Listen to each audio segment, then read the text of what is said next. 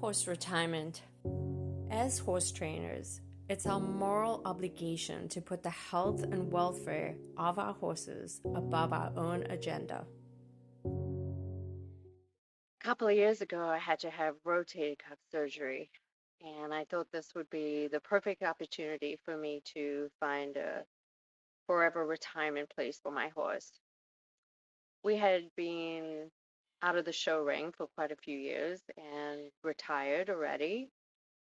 So our daily routine was just enjoying each other's company, and I would go out to the barn and groom her and spend time with her and just have those moments that are just as special as those that come with winning trophies. I knew that this was going to be a life change. I knew that my daily routine would change.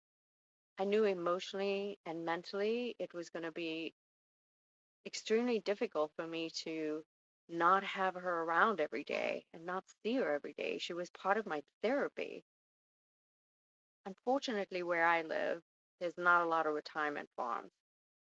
So I knew that I would have to send her some way further, that I would either need to be driving for a day or two or even have to fly. But I knew in my heart that this was something that I really wanted to give her. She had given me so many good years of her life. This is just something that we did.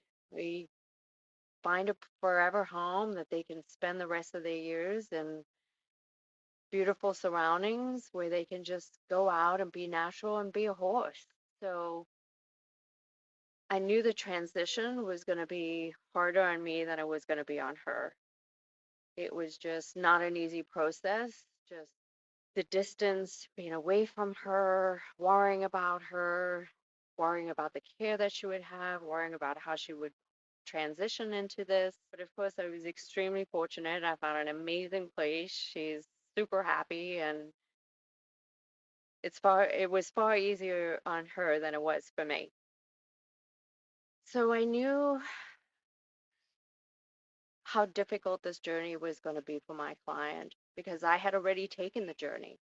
I already knew all the emotions that were going to be building up and the questions and the thought of not having him around and what that was going to be. And to add an additional layer to that, this was her last horse.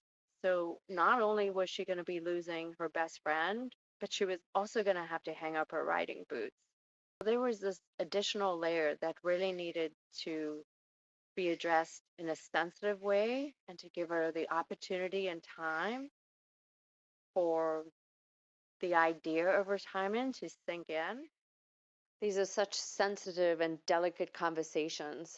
And as horse trainers, we need to address these type of conversations with kindness and compassion and make suggestions to our client, but understand that it's also, at the end of the day, ultimately their decision to make. And we are just guiding them along their journey. Of course, she did the right thing by him. We found an amazing place for him. He is super happy. He loves these new friends. He's exceptionally well taken care of. And she has made some life adjustments.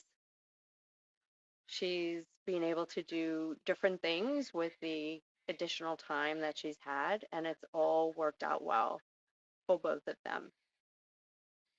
So I hope you understand through this conversation that as trainers, we have a moral obligation to put the health and wellness of our horses above our own agenda, and to also realize that in their silent language, they are showing us how they feel, and all the details are right there as long as we are paying attention.